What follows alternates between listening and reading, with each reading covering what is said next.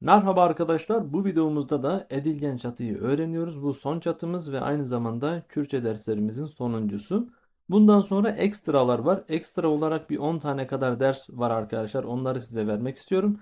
Fakat onları biraz daha keyfe keder, rahat zamanımda yapmak istiyorum. Şu an sizlere vermem gereken en önemli derslerin sonuncusundayız. Bundan sonra dediğim gibi ara ara yine başka dersler yüklenecek. Bundan sonra biraz daha böyle metin okumalarına ağırlık vermek istiyorum arkadaşlar. Orayı biraz ihmal ettik. Oradan devam edeceğiz arkadaşlar. Şimdi edilgen çatımızı görelim. Edilgen çatıda bir iş kendi kendine olur arkadaşlar. Ya da bir işi yapan biri vardır fakat biz o işi yapanı söylemiyoruz. O işin olduğunu, gerçekleştiğini söylüyoruz. Bunu da biz Kürtçe'de hatın yani gelmek anlamına gelen fiilin yardımıyla yaparız. Yani ettirgen çatımızda olduğu gibi yine bu fiil üzerinden, hatın fiili üzerinden. Diğer çatımızda ne vardı? Dam fiili vardı.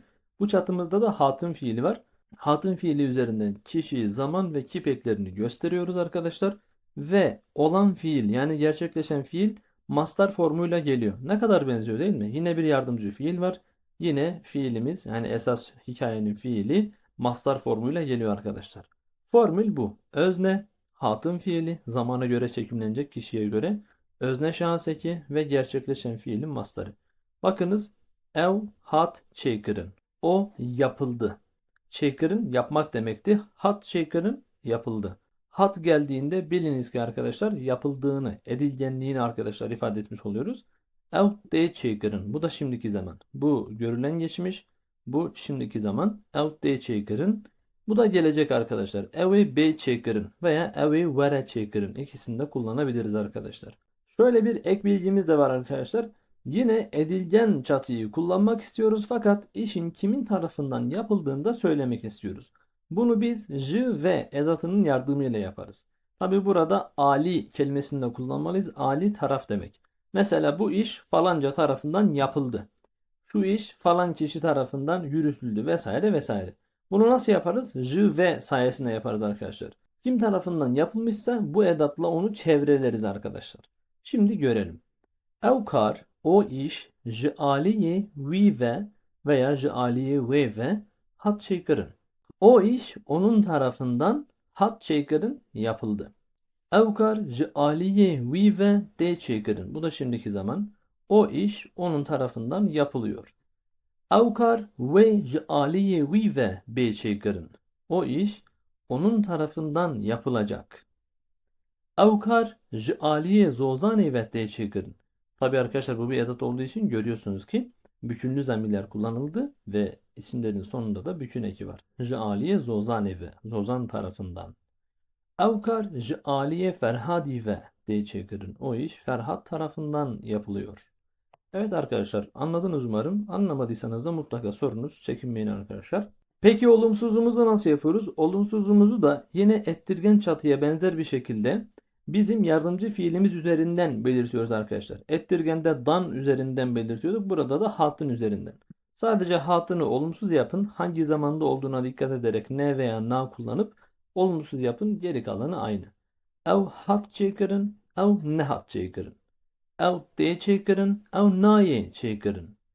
Evi neye çekirin. Bu şekilde arkadaşlar. Olumsuz bu. Yine buralara karışmıyoruz. Sadece hat fiili üzerinden yani yardımcı olan fiil üzerinden olumsuzluğumuzu da belirtiyoruz arkadaşlar. Juvera çı hat goten. Juvera size çı ne hat goten size ne söylendi? Ev mizgeft bu cami jaliye keve kim tarafından hat ya çekirin yapılmış. Bedur bekavın uzaklaşın. Dar tecekirin ağaç kesiliyor. Yahu evdar çıma nayeci kırın. Yahu bu ağaç evdar çıma ne için nayeci kırın kesilmiyor. Şimdiki zamanda olumsuz. Mıhabın arabaya me nehat didin. Maalesef arabamız bulunmadı. Nehat geçmiş zaman. Gelek dışt nehat nefrotun. Birçok şey satılmamış. Şeyler çoğul olduğu için bakın ne hattı nefrotun diyor. Görüyor musunuz? Ne hattı nefrotun.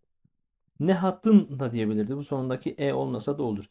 Yine diğer fiillerde de arkadaşlar mesela ne hat editin da diyebilirdi. Yani biz ne hat editin olarak aldık. Ne hat editin de olabilirdi. Esas şuradaki şahıs ekine dikkat edin. Dış çoğul ne hattın fırotun veya ne hattını fırotun. Evre ve kengi ben vekirin. Every bu yollar ve kengi ben vekirin. Ne zaman açılacaklar? Burada ecek acakı bu ve sağlıyor arkadaşlar. Gelecek zamandan hatırladığınızı umuyorum bu ve'yi. Ecek acakı sağlayan bir ekti. Darin me tüm den şavutandın. Bizim ağaçlarımız tüm daima den şavutandın yakılıyor. Bakın şimdiki zamanda den çoğul olduğu için bakın darin me den oldu. Burada da çoğulluk eki geldi. Jujorda yukarıdan geverten avetin. Taşlar atılıyor. Bakın den'den anlıyoruz. Den çoğul oldu ya. Geverin çoğul olduğunu anlıyorum. Geverten avetin. Ev stran hoş hatiye nüvisin. Ev stran bu şarkı hoş, güzel hatiye nüvisin yazılmış. Men filmet dit bir film buldum. Kat naye temaşa kırın. Hiç izlenmiyor. Ev der burası bu yer. Çıma ne hatiye pakışkırın.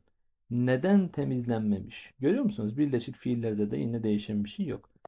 Hat üzerinden olumluluk, olumsuzluk, zaman, kip vesaire eklerini belirtiyoruz ve olan gerçekleşen fiili de mastar olarak ekliyoruz arkadaşlar. Basitçe böyle. Yine dediğim gibi önemli olan esas vermemiz gereken derslerin de sonuna geldik. Bundan sonra ekstralar var. Onları da zamanla keyfe keder kanala yükleyeceğim arkadaşlar. Bu videolar için de diğer videolar için de desteklerinizi esirgemeyiniz. Beğeniniz, paylaşınız. Elbette bildirimlerinizi de açınız ki yeni gelen videolardan haberiniz olsun. Spastar, Dembaş.